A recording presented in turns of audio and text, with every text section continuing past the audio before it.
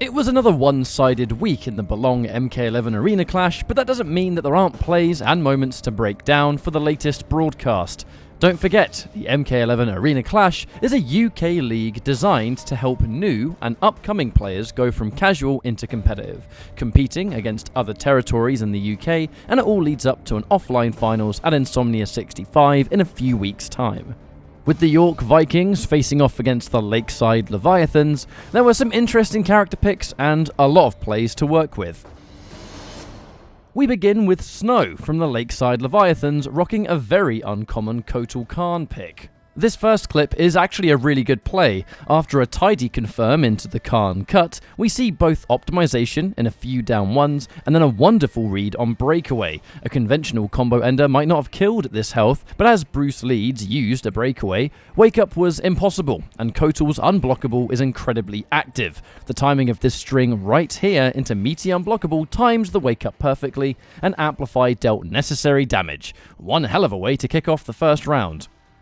This is a lesson in why not to overcommit. Snow has all 4 bars of resource in the tank, and Bruce Leeds goes for a meaty fatal blow on his wake-up, assuming the read was to blow through a wake-up attack with the armored properties, but you need to assess why you're doing this. What reason does Snow have to do the more unsafe wake-up instead of the invincible roll? The risk versus reward just wasn't there, making the likelihood of this working very, very small indeed.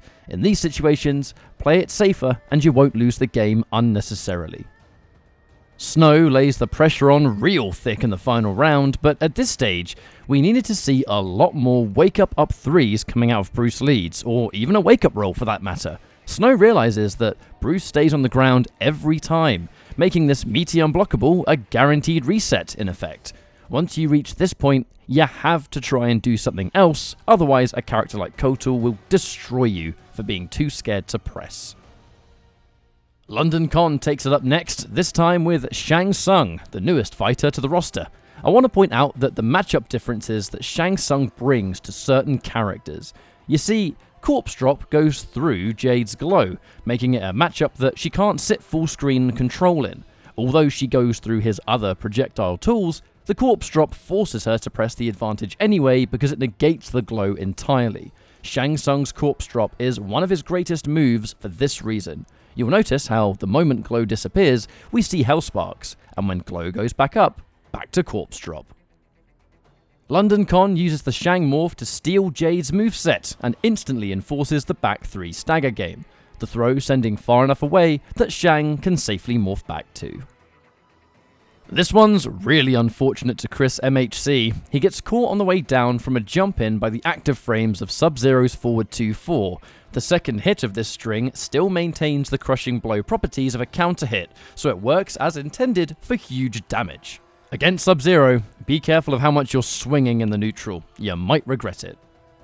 Chris makes a hard read on Tunabee's wake up and it pays off, resulting in a clear example as to why Marauder Baraka hits like an absolute truck. A very risky play, given how the previous game went, but that's why you've always got to be careful against Baraka. London Con stands just far enough away that any button press on Wake Up will whiff, although perhaps his biggest read was this string hitting the crushing blow. The damage will still be taken happily though, and this kind of spacing is really important in high level, because if you know the defender's effective range, you can use it against them if they're button happy on their Wake Up, especially with somebody like Shang that has a lot of practical crushing blows and combo damage to boot. Tunabees from the Leviathans had one plan with sub and one plan alone.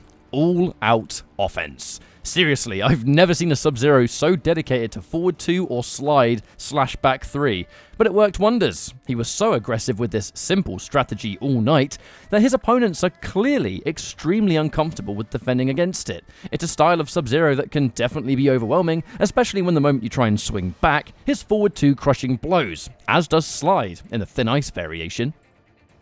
Ryuko Lucius Kylum opts for a character change, but unfortunately it really wasn't a character matchup in the previous game. It was an inability to get a grasp on how Tunabees approaches the matchup, so even though technically Cassie has different tools to Jade, the fundamental player versus player matchup remained unchanged, so this exact same Sub-Zero's aggressive style destroyed once more. Sometimes it's not all about the characters that you pick, and this series definitely proved that.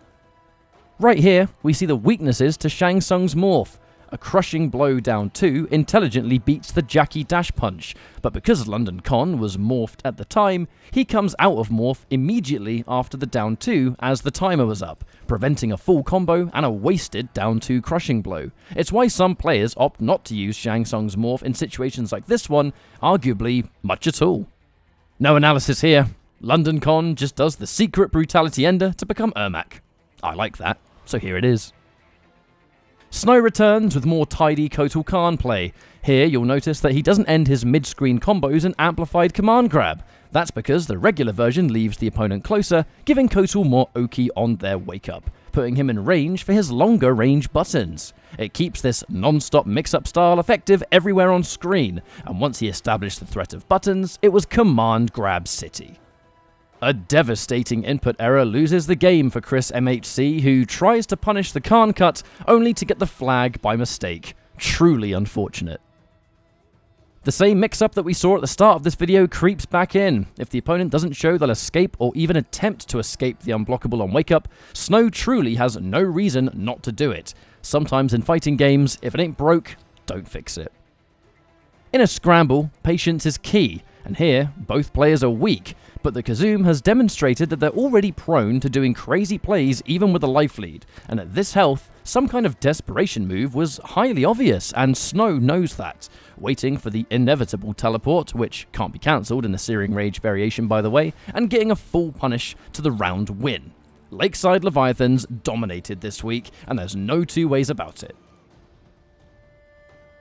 This week's MVP for me goes to Tunabees. He absolutely destroyed basically everybody. They weren't prepared for his extreme rushdown, and it definitely showed. He stayed true to his guns and gave us the most one-sided matches for week 5. Well done. That concludes this week's Belong Arena Clash analysis, and with Insomnia65 around the corner, make sure that you're staying up to date with all of the action and finding information yourself about how to get involved over at belong.gg/Arena Clash. Thanks for watching, and I'll see you next time.